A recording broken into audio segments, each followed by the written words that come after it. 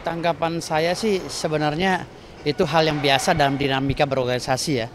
Jadi kalau saya bisa memberi masukan, ini bukan pemecatan tapi pemberhentian. Tidak ada PTDH.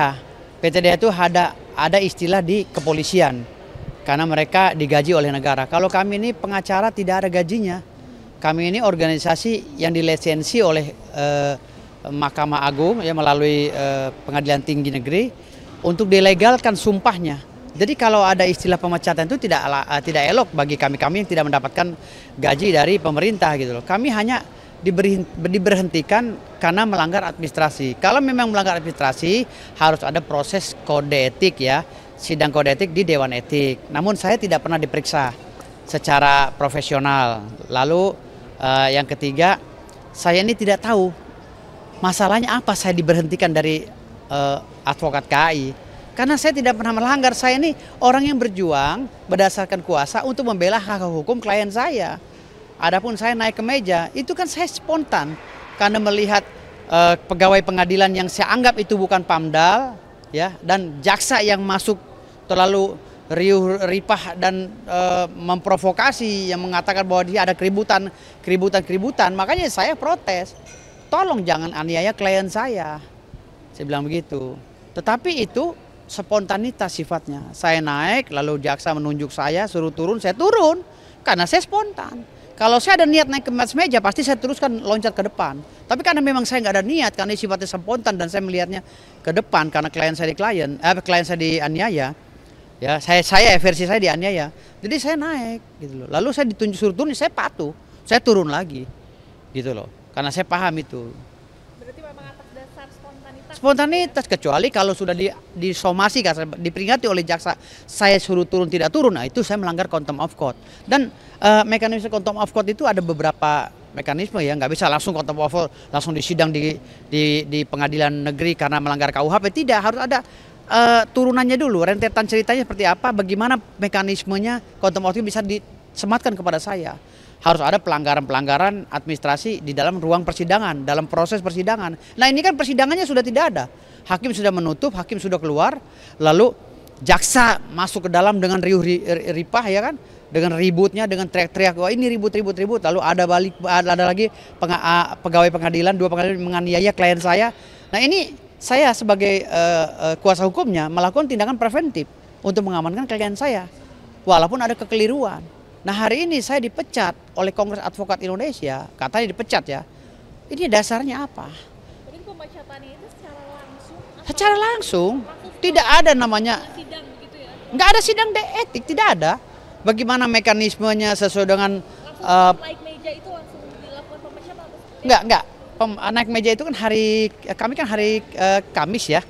Naik meja kalau nggak salah Kamis ya, Kamis. Tetapi pemecatannya hari Minggu, gitu loh. Jumat Sabtu kan tidak ada kegiatan karena KAI lagi melakukan Kongres Advokat di Bandung kan gitu. sempat ada komunikasi begitu? Kenapa pemecatan alasannya, alasan buat mereka untuk pemecatan itu seperti apa? Ketua DPD Provinsi Banten sudah mengatakan kepada saya sudah berbicara berkali-kali kepada DPP, tapi DPP didesak oleh seluruh masyarakat Indonesia dan DPD juga ikut campur di seluruh Indonesia, 37 provinsi ikut juga terprovokasi oleh ulah netizen ya, yang akhirnya pemecatan saya bukan berdasarkan administrasi hukum, tetapi berdasarkan desakan netizen. Jadi ini yang saya bilang tadi, ini hukum kok jadi dibolak-balik di Indonesia, saya bingung. Saya sampai sekarang nggak masuk akal ini. Tapi saya nggak ada masalah karena biar gimana pun di KAI itu kan orang tua saya semua, rekan saya, sahabat saya yang selama ini berjuang bersama saya nggak dendam sama mereka, nggak apa ya, saya anggap ya udah lumrah. Dan adapun hari ini saya dilaporkan oleh Mahkamah Agung ya bersama Bang Rasman Administration, saya bilang sama Bang Rasman, Bang ini kita ikuti karena biar gimana Mahkamah Agung kan orang tua kita. Jadi saya sudah minta maaf secara terbuka ke Mahkamah Agung ya. Saya juga sudah minta maaf kepada Kepala Pengadilan Negeri Jakarta Utara. Jadi adapun mereka marah ini ya saya tidak menjadikan ini satu masalah yang besar karena ini miskomunikasi antara kami dengan keluarga besar hukum ya, penegak hukum ya. Saya anggap ini biasa. Anggapnya teguran dari orang tua kami gitu. Ya. Oke. Tanggapan saya sih sebenarnya itu hal yang biasa dalam dinamika berorganisasi ya. Jadi kalau saya bisa memberi masukan, ini bukan pemecatan tapi pemberhentian. Tidak ada PTDH. PTDH itu ada istilah di kepolisian karena mereka digaji oleh negara. Kalau kami ini pengacara tidak ada gajinya. Kami ini organisasi yang dilisensi oleh Mahkamah Agung ya melalui Pengadilan Tinggi Negeri untuk dilegalkan sumpahnya. Jadi kalau ada istilah pemecatan itu tidak elok bagi kami yang tidak mendapatkan gaji dari pemerintah gitu loh. Kami hanya diberhentikan karena melanggar administrasi. Kalau memang melanggar administrasi harus ada proses kode etik ya, sidang kode etik di Dewan Etik. Namun saya tidak pernah diperiksa secara profesional. Lalu yang ketiga, saya ini tidak tahu masalahnya apa saya diberhentikan dari advokat KAI. Karena saya tidak pernah melanggar, saya ini orang yang berjuang berdasarkan kuasa untuk membela hak hukum klien saya. Adapun saya naik ke meja, itu kan saya spontan. Karena melihat pegawai pengadilan yang saya anggap itu bukan PAMDAL, ya, dan jaksa yang masuk terlalu riuh ripah dan memprovokasi, yang mengatakan bahwa dia ada keributan. Makanya saya protes, tolong jangan aniaya klien saya bilang begitu. Tetapi itu spontanitas sifatnya. Saya naik, lalu jaksa menunjuk saya, suruh turun, saya turun. Karena saya spontan. Kalau saya ada niat naik ke atas meja, pasti saya teruskan loncat ke depan. Tapi karena memang saya nggak ada niat, karena sifatnya spontan dan saya melihatnya ke depan, karena klien saya dianiaya, ya versi saya dianiaya.